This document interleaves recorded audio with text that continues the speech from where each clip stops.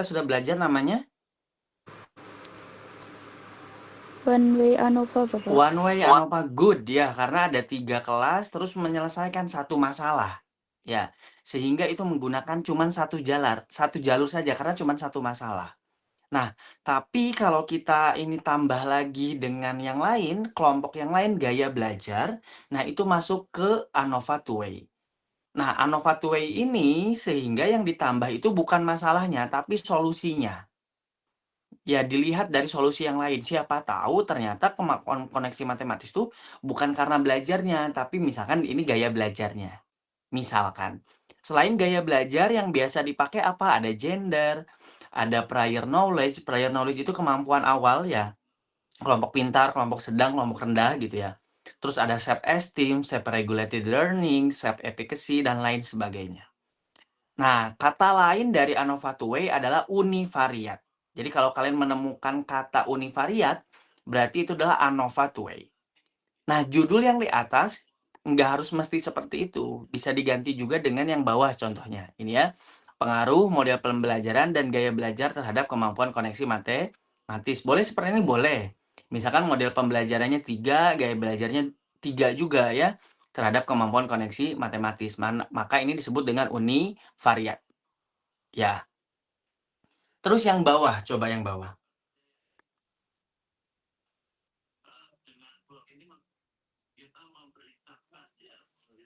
Yang biru ini menggunakan analisis apa? Yang pembelajaran menggunakan media Android, komik, dan video terhadap kemampuan berpikir matematis. Itu analisis apa? One way ANOVA, Bapak. One way ANOVA. Nah, saya tambahkan lagi dan berpikir komputasi. Pak, kenapa ini nggak jadi ANOVA two way? Nah, karena kalau ini menambah masalah. Jadi kemampuan berpikir kan harus dihitung, berpikir komputasi juga dihitung, ya. Kan bentuknya skor. Sehingga ini menambah masalah. Nah, kalau menambah masalah seperti ini bukan ANOVA two way, tapi ANOVA one way sebanyak 2 kali atau yang disebut dengan multivariat. Atau tadi di slide saya ada MANOVA. Ya, kalau MANOVA seperti ini apakah kalian belajar? Enggak. Karena memang kalian di S1 cukup menyelesaikan satu masalah. Ya, tidak harus masalahnya banyak. Sehingga yang multivariat ini memang tidak kita pelajari sama sekali. Ya, jadi ketika ditambah yang bagian ini masuknya ke multivariat. Ya, bukan ke univariat. Coba kita perhatikan lagi bedanya sama yang atas. Ya, sama-sama ditambahkan ya, tapi yang satu ditambahkan gaya belajar. Kalau gaya belajar bisa diskorkan nggak? Enggak, kan sifatnya kelompok ya. Jadi ditambahkan adalah kelompok, gitu ya, kelompok. Gender, skor nggak? Enggak, gender kan kelompok. Prior knowledge? Enggak, kelompok juga. Dan begitupun yang lain-lainnya. Jadi sifatnya untuk ANOVA two way adalah menambahkan faktor. Faktornya bersifat kelompok, gitu ya. Atau nominal, ya. Sedangkan kalau untuk yang multivariat ditambahnya adalah masalahnya lagi. Ya, oke kita kembali lagi ke slide.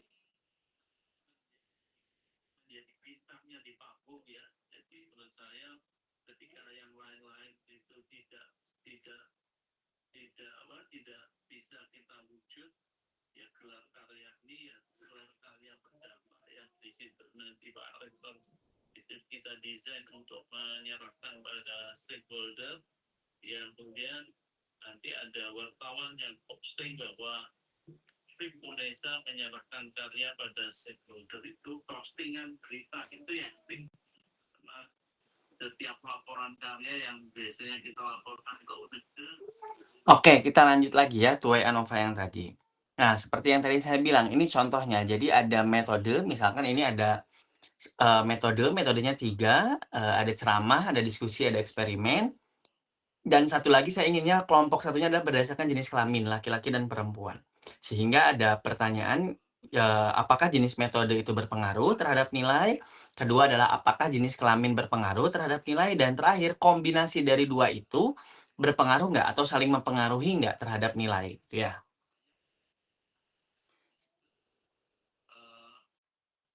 Semacam ini ya, semacam bukti otentik bahwa karya itu memang bermanfaat dan Sehingga tujuannya adalah pertama menguji lebih dari 2 kelompok. Nah, tetap ya syaratnya adalah lebih dari 2 kelompok dari 2 faktor yang berbeda. Kalau yang tadi faktor pertama adalah metode, faktor kedua adalah gaya belajar. Yang kedua, mengetahui pengaruh masing-masing faktor serta gabungan pengaruhnya. Sehingga, kita ingin lihat ya apakah saling mempengaruhi atau enggak. Nah, dari tujuan itu, asumsi yang harus dicapai apa? Seperti biasa, kita harus cek dulu normalitas dan homogenitas. Kita tidak boleh melewatkan itu ya, normalitas dan homogenitas. Tetap harus dicek dulu normal atau enggak, homogen atau enggak. Sehingga kalau kita punya masalah seperti tadi, hipotesisnya akan banyak. Ada hipotesis A, ada hipotesis B, ada hipotesis AB gitu ya. Misalkan ini hipotesis untuk A.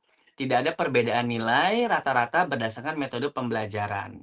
Sedangkan yang B itu tidak ada perbedaan nilai rata-rata berdasarkan jenis kelamin. Sedangkan gabungannya tidak ada interaksi antara metode pembelajaran dan jenis kelamin terhadap nilai siswa. Selanjutnya, nah dari pertanyaan-pertanyaan tadi dan hipotesis tadi, maka akan didapatkan 3 rumusan masalah yang harus kita jawab gitu ya. Apakah faktor A berpengaruh signifikan terhadap hasil nilai? Yang kedua adalah apakah faktor B, jenis kelamin berpengaruh signifikan terhadap nilai? Yang ketiga, apakah ada interaksi antara faktor A dan faktor B gitu ya terhadap, hasil nilai gitu ya.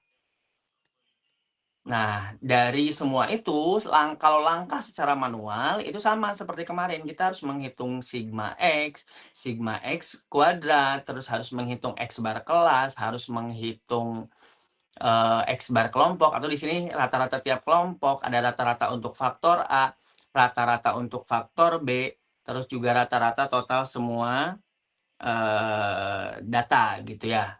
Setelah itu apakah cukup? Enggak. Ingat rumusnya ANOVA, kan ada disebut dengan kuadrat total atau SST, terus nanti ada SSA kuadrat kelompok A, ada SSB kuadrat kelompok B, terus ada kuadrat interaksi, bahkan untuk rumus ANOVA two-way ada yang disebut dengan kuadrat error. Ya, nah ini juga rumus baru.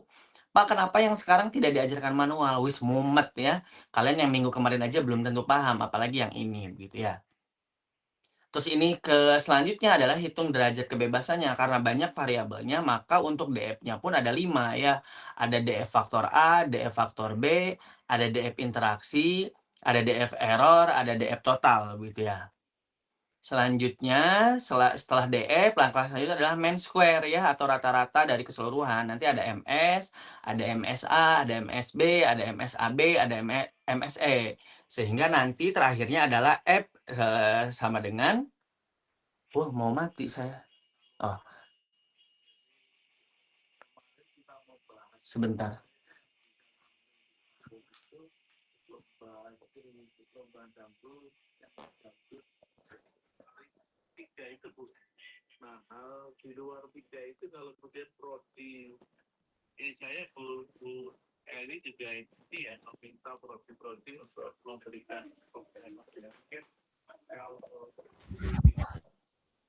Oke, kalau yang, terakhir seperti biasa ya tetap, dibandingkan adalah F hitung dan F tabel ya, terakhirnya tetap sama. Nah, untuk interpretasinya sama ya, ketika F hitung lebih besar dari F tabel, maka H0 ditolak atau H1 diterima, atau ada perbedaan. Ketika F hitungnya kurang dari F tabel, ya tidak ada perbedaan ya, atau H1-nya ditolak, H0-nya diterima. Yang perlu diinterpretasikan dari itu semua, yang pertama adalah faktor mana yang berpengaruh gitu ya. Jadi dari tadi itu apakah metodenya, apakah jenis kelaminnya gitu ya. Kedua adalah apakah ada interaksi antara A dan B gitu ya, karena interaksi A dan B itu penting ya dalam ANOVA two-way. Terakhir adalah apa maknanya dalam konteks penelitian. Jadi sebenarnya kan dari semua itu, langkah yang terpenting adalah dalam konteks penelitian itu seperti apa gitu ya. Selanjutnya contoh, ini contohnya. Jadi seorang guru ingin mengetahui pengaruh metode belajar dan jenis kelamin terhadap nilai matematika siswa gitu ya. Ini ada datanya. Kita coba langsung SPSS ya teman-teman. Mohon maaf saya tidak manual yang sekarang ya.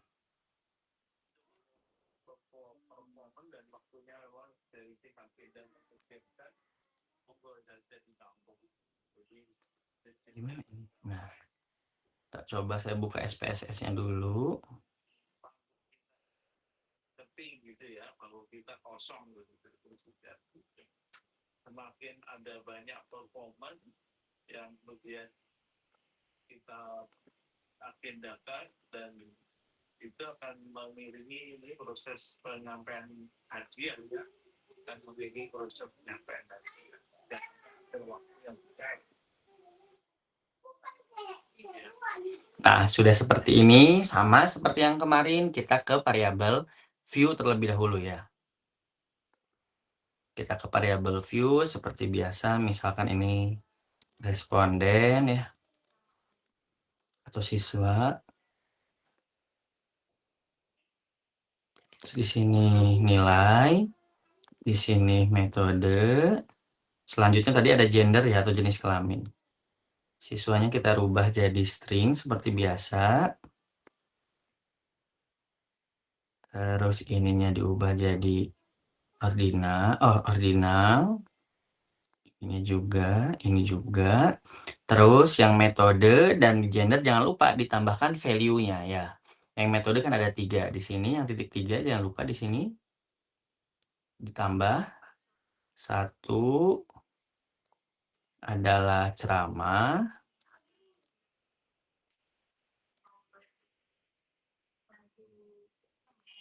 2 adalah diskusi,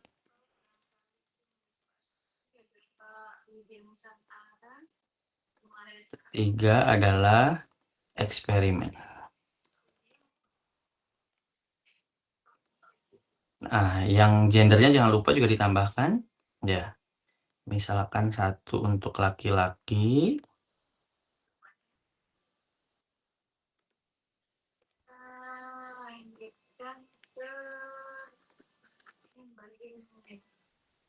2 perempuan. Oke, kalau sudah dimasukkan semua, kita lanjut ke data view. Data yang tadi, mana yang tadi itu? Kita masukkan ke sini ya. Yang siswanya yang ceramah kita bikin C1 sampai C4. C3, C4, terus diskusi D1, D3, D4, eksperimennya E1, E2, E3, E4. Nilainya kita masukkan 70, 72, 71, 73, 75, 77, 76, 78, 80, 82, 81, 83. Metodenya tadi ceramah tuh 1 ya, 1. Terus diskusi itu 2. Terus eksperimen itu 3. Gendernya tadi laki-laki 1 ya, perempuan 2.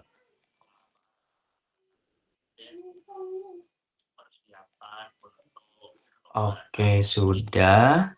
Kalau sudah seperti ini, langkah selanjutnya apa? Sama seperti biasa, jangan langsung ANOVA two way, tapi kita harus mengecek normalitas dan homogenitas. Sehingga kita cek dulu normalitas dan homogenitas. Ya, cek dulu, analyze. Kemana kalau normalitas dan homogenitas?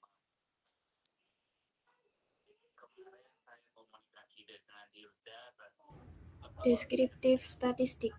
Good. Ke deskriptif statistik, terus ke Explore, Bapak. explore. Good. Explore, Bapak. Terus? Yang nilai ditaruh di dependent, Oke, kemudian terus? metode dan gender ditaruh di factor list. Oke, good. Metode dan gender disimpan ke factor list. Terus? Kemudian kalau nggak salah plots. Plots. Terus? Lalu normality Terus? sama untransform. Untransform untuk homogenitas ya. Yes. Klik continue, klik. Oke, kita tunggu deh sampai hasilnya keluar. Nah, loading ya. Mendesain lapangan yang ada di belakang FIP itu untuk Nah, sudah hasilnya kita cek. Nah, normalitasnya. Kita pakai yang Shapiro karena Kolmogorov-nya nggak ada ya, nggak keluar ya, karena kalau Kolmogorov minimal 5. Lihat yang Shapiro, semuanya normal atau tidak? Normal. Sudah normal. Terus homogenitasnya? Homogenitas juga normal. Homogenitasnya juga normal ya. Oke, kalau sudah normal, sudah homogen, langkah selanjutnya adalah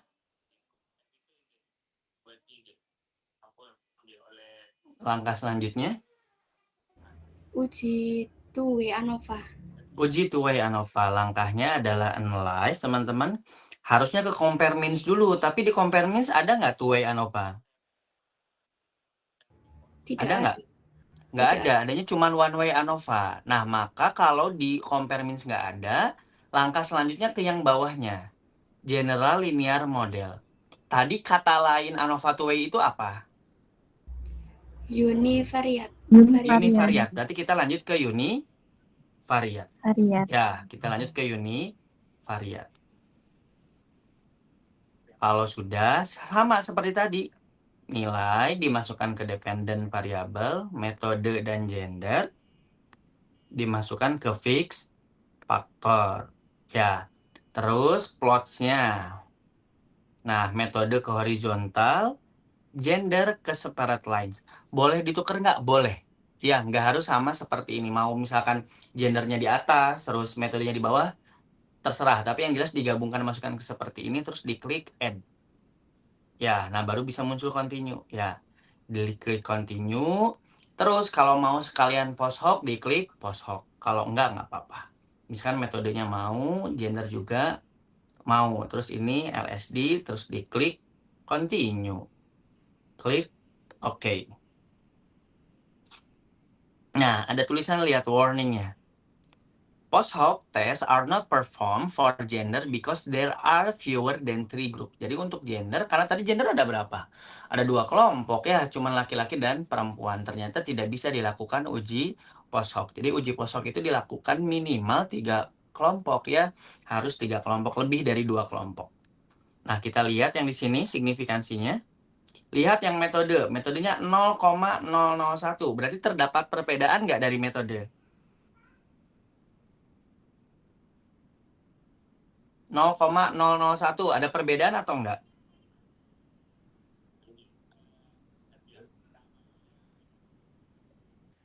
Ada, Bapak. Ada perbedaan. Good. Kalau gender, lihat bawahnya yang gender sekarang. 0,267. Ada perbedaan atau enggak?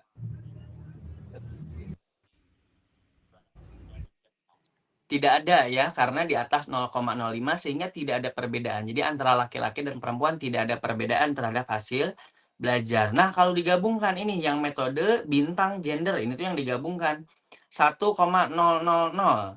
Berarti ini ada ada interaksi atau enggak? Tidak ada ya, karena kan di atas 0,05, jadi tidak ada interaksi atau tidak saling mempengaruhi antara metode, gender, dan hasil belajar. Nah, jadi yang ada perbedaan hanya metodenya saja.